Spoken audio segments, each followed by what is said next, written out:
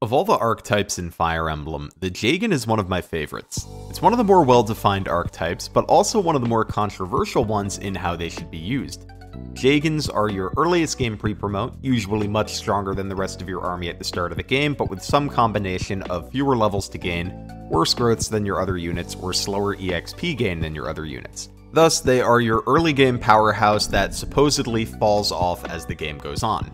And this has led to a lot of debate over how your Jagen should be used and to what extent they do fall off. Some people don't like using their Jagen at all because they feel they take EXP away from their other units. That's why you'll sometimes hear Jagens referred to as EXP thieves. On the flip side, there's also people that like to make really heavy use of their Jagens, allowing them to dominate early maps with their impressive stats, and depending on the game, even maybe dominate the mid to late game as well. And something that I think is lost in these discussions over whether Jagens fall off or how we should use Jagens in general is that a lot of Jagens are pretty different from each other, and the differences impact how they perform and how they should be used.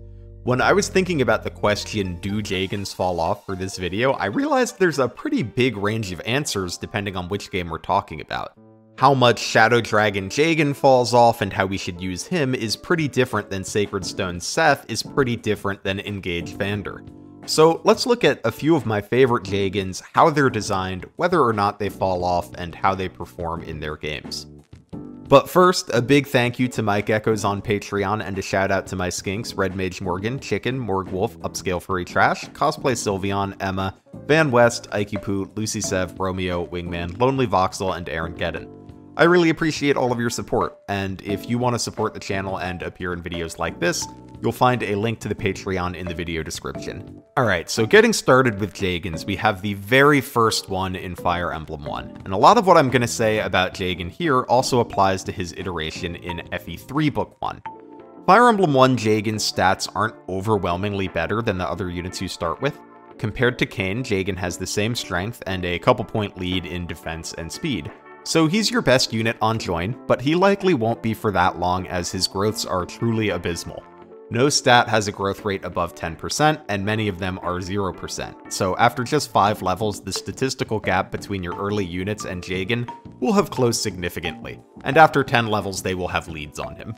So Jagen isn't your best combat unit for that long. As early as Chapter 5, when you get Hardin, he will probably have better combat stats than Jagen. However, Jagen has a couple things going for him that make him feel better than his stats would suggest.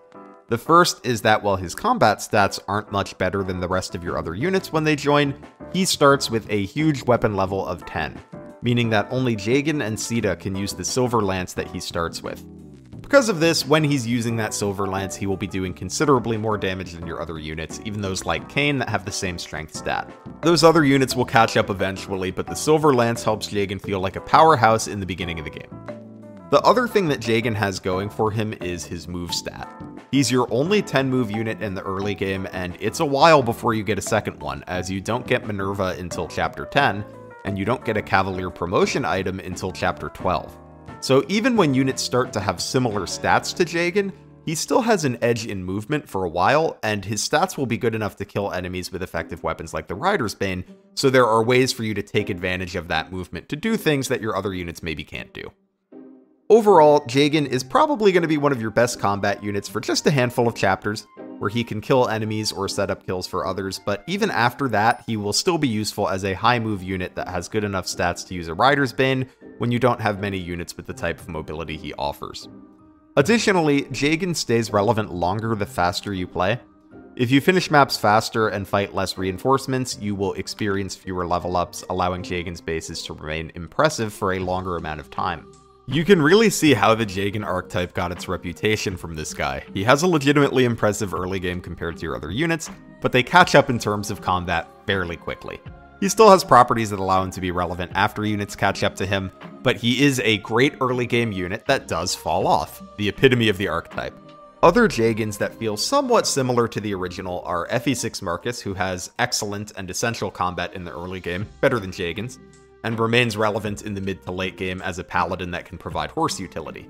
Unsurprisingly, Shadow Dragon Jagen also works somewhat similarly to FE1 Jagen, But forged effective weaponry allows Jagen to be relevant later in the game in Shadow Dragon, as he can one-shot horses and armors with forged riders, banes, or hammers about as well as anybody else can. He can also reclass to fill any gaps on your team and provides early access to an additional flyer since he can reclass to Wyvern. So now let's go to the other extreme, a Jagen that doesn't fall off at all, and that is Seth in Sacred Stones. Seth is a disgusting unit the minute you get him, strong enough to one-round almost every enemy for the next several maps except for the occasional mercenary that he doesn't double. But the thing about Seth is that those bases he has are good for a really, really long time. When I did my playthrough of Sacred Stones on 0% growths, Seth could still one-round several enemies in the late game just on his base stats. And what's even better in a normal playthrough is that Seth's growths are good. Compared to Franz, our early game Cavalier, Seth has better growths in strength, HP, skill, defense, and resistance. He's only behind Franz by 5% in speed and 15% in luck. Of course, Franz does have more levels to gain and promo bonuses to enjoy, but Seth's bases are so unreasonably high that a 10-20 Franz still doesn't compare well to a level 20 Seth. Even a 15-20 Franz remains behind Seth in strength and defense. So basically, Seth is a god when you get him and remains better or competitive with your training projects by the end of the game. And leveling Seth isn't such a big deal because he gets quite a bit of experience from boss kills even if the bosses are chumps compared to him. He's a great option to be your primary combat carry for the entire game, and no matter what, he will be a top unit for you from start to finish. So Seth plays out pretty differently than FE1 Jagen, and this is partly just because you use Seth for a lot longer, but his insane bases also change how Seth is used in the early game compared to Jagen. In FE1, 3, and 11, Jagen is great for setting up kills. You can give him a heavy weapon he doesn't double with, or a low might weapon, and he can soften up an enemy for you to take out with Marth, or Kayn, or Abel. Seth does not do this. Seth's stats are so good that he kills basically every enemy he fights at the start of the game. Which is awesome, but it makes it hard to set up kills with him. So if you wanted to set up kills, the easiest way to do that is probably to have him rescue someone so that his speed is lower and he doesn't double and one-round everything. But in practice, this just isn't a role he's great at. Jagen was great for setting up kills, Seth isn't. You're better off using another unit like Garcia to set up your kills that doesn't need to rescue a unit to stop him from killing enemies. Usually my play pattern for Sacred Stones is sending Seth to do the objective while everyone else fights the leftovers for the purposes of self-improvement in the early game. The only drawback of Seth is that his speed can be a little bit shaky. He starts with 12, which is great, but his growth is 45%, and he definitely wants to hit that growth a few times. On average, his speed is good enough to double all of the enemies that you need him to double, but it's not overkill, so sometimes you'll get unlucky and Seth may need a speed wing. But it's a small price to pay for a unit to dominate the entire game. There aren't really any other Jagens quite like Seth in terms of how dominant they are, except for Sigurd if you count him in FE4. The closest are Path of Radiance Titania and Awakening Frederick. Frederick is amazing from the jump, and if you use him, he will stay great for the entire playthrough.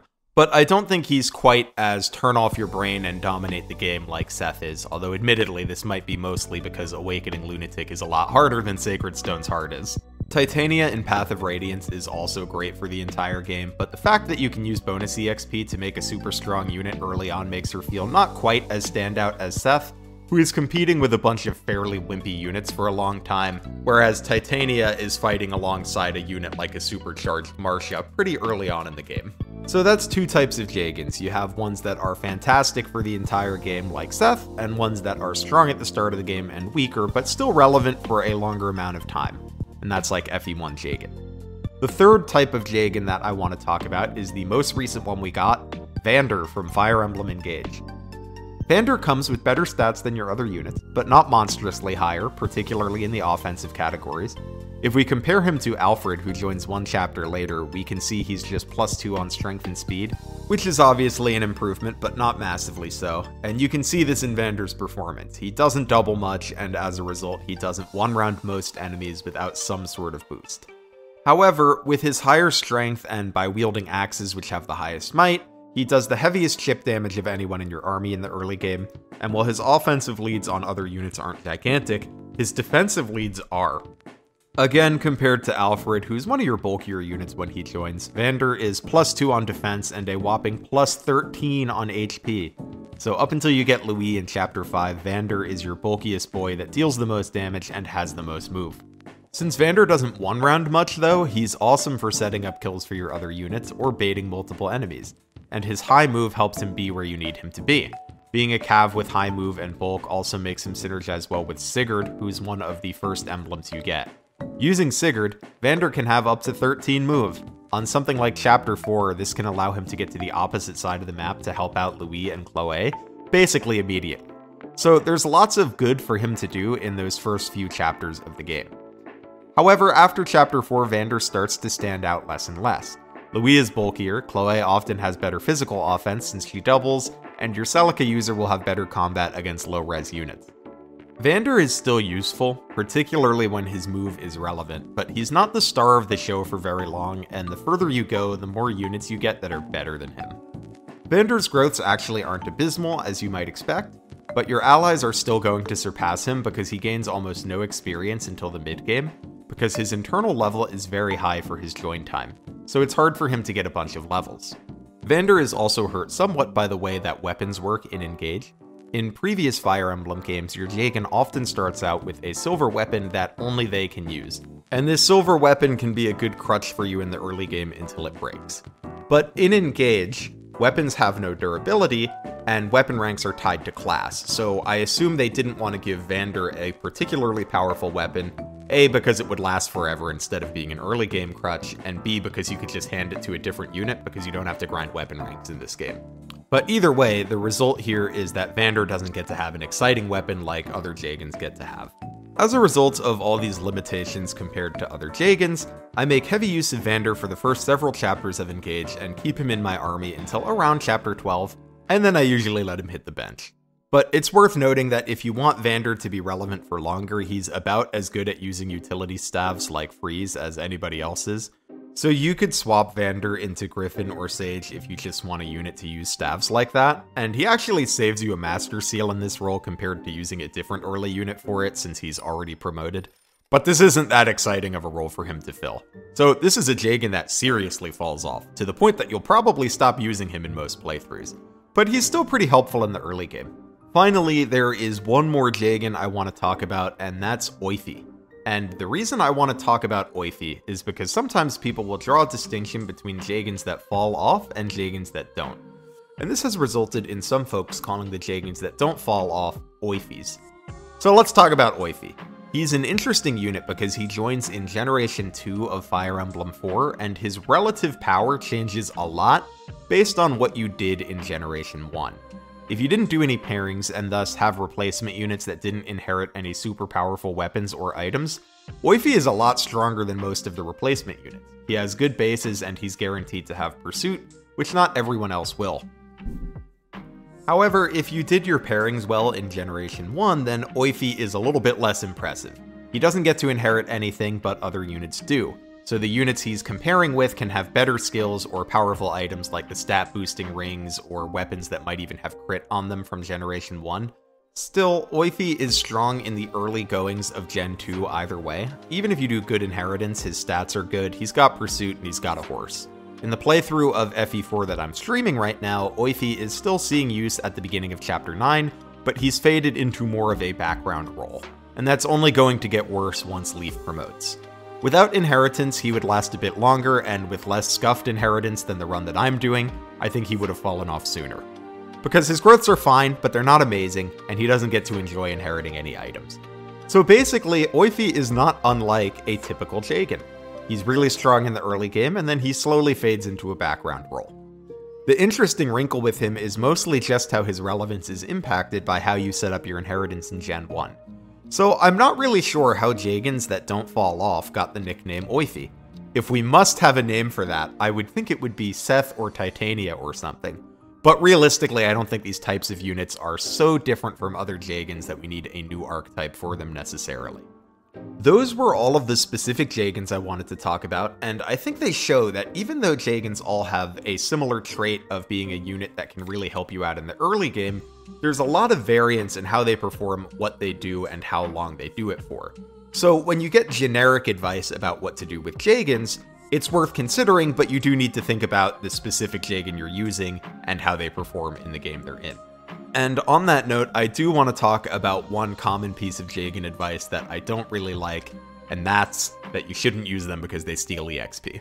This is an argument you used to see all the time. I've seen it a bit more recently with Engage, I think probably just because Vander is weaker than most other Jagens, and we haven't had a traditional Jagen in a while, so he's a lot of people's first Jagen. And I think there are a couple reasons why people sometimes say that Jagens steal EXP and that this is bad. The first is that because some Jagens fall off, people don't want to put a lot of investment into a unit that they're eventually going to stop using. The second reason is that Jagens in most games gain less experience compared to lower level units. So if you kill an enemy with your Jagen, they might only get 3 to 5 EXP, while killing them with a lower level unit might have gotten them up to 30 EXP. So people see a loss of 25 experience there. I don't really care about EXP stealing though, and here's why. First, a unit being in your army for a bit, doing a great job, and then getting benched isn't a bad thing. If a unit helps you a lot with 8 chapters, then the EXP they got wasn't really wasted, especially if those chapters were difficult. A great example of this is the early game of Radiant Dawn. Here, our Jagen Soth isn't going to be our best unit later, but those early chapters are hard, and he makes them a lot easier, so it's not really wasteful to use him. He's making a difficult part of the game easier. When we give a project unit experience, we are hoping that they will get good enough to make difficult chapters easier later. Soth does that now.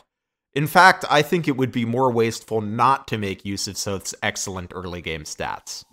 Another similar case is Awakening Frederick, where I think it's actively good to give him early kills. Some of the hardest chapters in Awakening are the first few, and Frederick is going to be your rock during them. If you give him kills early in the game, he can pick up a couple levels that will help him make those chapters even a little easier for you, and Robin will have no trouble catching up with Veteran later. Again, Frederick here is doing what you hope your project units will do later, so you should take advantage of it if you can. The other reason I don't particularly care for the stealing EXP argument is that using a Jagen does not preclude you from training other units as well. In Sacred Stones, for example, I usually get a couple early units like Lute and Vanessa to promotion despite making heavy use of Seth in the early game. And since the game gives you excellent mid to late game recruits like Garrick and Dusel to supplement your ranks, you don't get punished for letting Seth take some kills, and allowing him to do so makes some tricky maps like Chapter 6 a lot easier. I think it's more important to think about what helps me beat the game, versus how can I get the absolute maximum amount of EXP out of a map. And usually that means using your Jagen. Maybe don't exclusively use your Jagen, and do pay some attention to your training projects, but if the Jagen's gonna make a chapter easier, go ahead and use them. I promise your Jagen can take some kills and you will still have plenty of EXP to go around. This is true in every Fire Emblem game. Even in Engage, where Vander gets almost no experience per kill, remember that you're probably only taking a few units out of the early game anyway. So Vander helping you out and getting some kills instead of your 5th or 6th unit that you were gonna bench anyway come Chapter 12 doesn't really hurt you. So basically what I'm getting at with this video is that the Jagen archetype is a great shorthand for describing a certain type of unit, but generalized advice about Jagens sometimes fails to take into consideration how individual Jagens are different. So the only generalized advice about Jagens that I want to give you is that the Jagen is there to help you out. If a map is hard or you want to up the reliability of a strategy, just use the Jagen. Fire Emblem games really don't require you to maximize EXP acquisition as much as you might think. So thanks for sticking around to the end of the video. I really like Jagens. Giving the player a super powerful unit at the beginning of a game is a really interesting piece of design that Fire Emblem has managed to make feel unique in many of its iterations. But who's your favorite Jagen and why do you like them? I'd love to hear your thoughts in the comments, and if you liked the video, consider hitting the like or subscribe button so that you never miss an upload, and if you want to chat about Fire Emblem more, check out the community Discord linked in the video description. Thanks for hanging out, and have yourself a lovely week.